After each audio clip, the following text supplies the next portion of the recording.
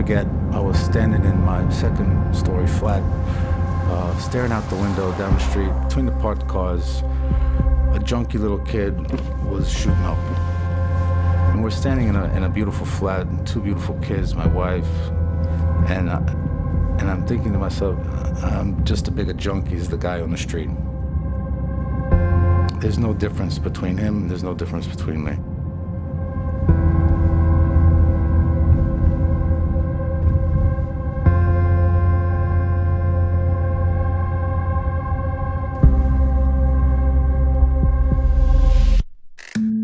I grew up in New Orleans, Louisiana.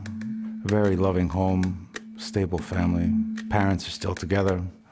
Went to private schools, was given every opportunity a kid would want. Went to an Ivy League university. The second week in the university, after running around the dorms drunk as a skunk, basically drunk all day, I got kicked out. Fortunately or unfortunately, the night before I was in Atlantic City, and I had a fairly successful night. I had a pocket full of cash, so I just rented an apartment for the whole year, and I told my parents, this is my new address. They didn't know.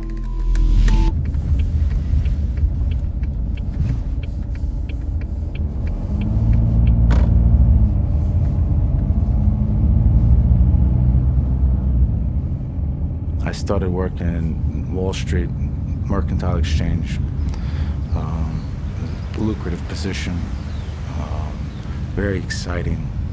Loved the stress, the yelling and the screaming, just the whole feel of money. It's kind of a cliche. A lot of Wall Street people kind of fall into the whole cocaine world. Well, I am your stereotype. Eventually, I got locked up. 200 odd friends and the 4 girlfriends that I had been running around town with wouldn't help. So I had to survive prison by myself. My addiction actually didn't go away, it got worse. I picked up a heroin habit in prison.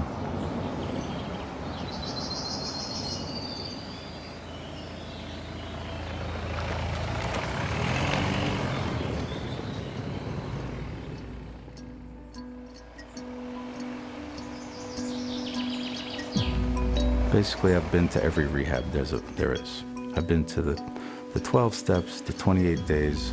Most of the facilities, I felt like I was locked in. You would say didn't allow me to kind of reach deep inside for my feelings to come out. Dinesh is actually the first addiction specialist that I've liked. Maybe it's his personality, maybe it's because I'm looking in the mirror. I actually think it's because he offers a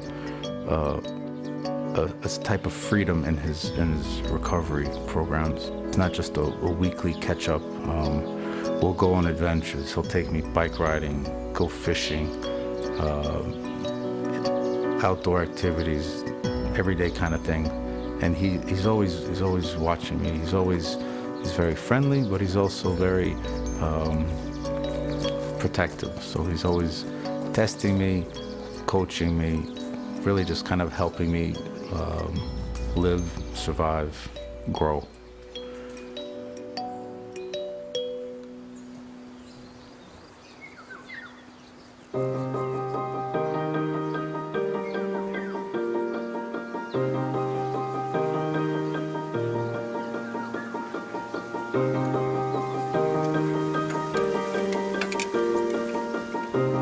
I think I was 12 or 14, sitting in church with a big white wall next to me.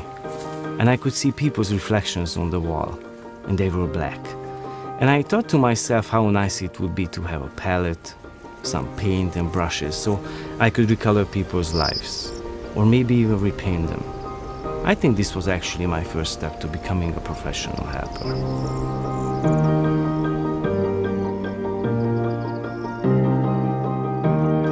I started using heroin when I was 18. Fortunately, because of my loving middle-class family background, I didn't really fit into the underworld. And later, when I became sober, I couldn't fit into the normal world either because I never was a normie. I was always a misfit in both of those worlds, so basically I can say that I know both sides of the coin without actually belonging to any side.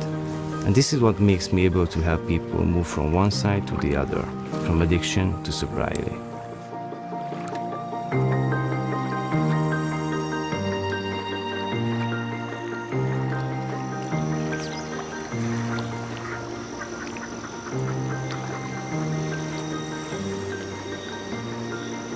I've been working with people suffering from addiction for 20 years now. Most of my clients come to me with some kind of a treatment background. They've been taught a lot of things, skills, techniques. They have learned a lot, and they have experience. But for some reason, they just cannot connect the dots.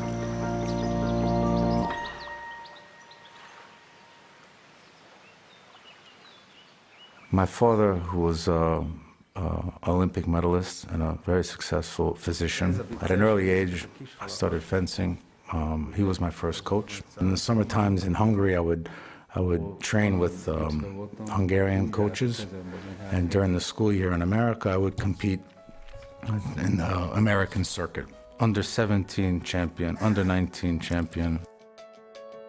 I had a very promising career. The path to the Olympics.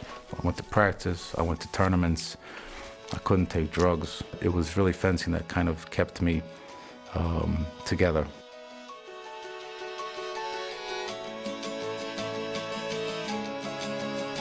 I put down a saber in 1996 and haven't picked up one ever since.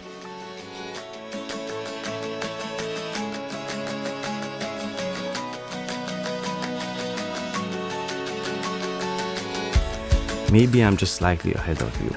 Maybe I know the road, I know the signs, I know the turns, the bumps, and maybe you don't. So it helps if I walk in front of you. I think it's so simple. It's all about personal connection, it's all about love and empathy, and about connecting the dots.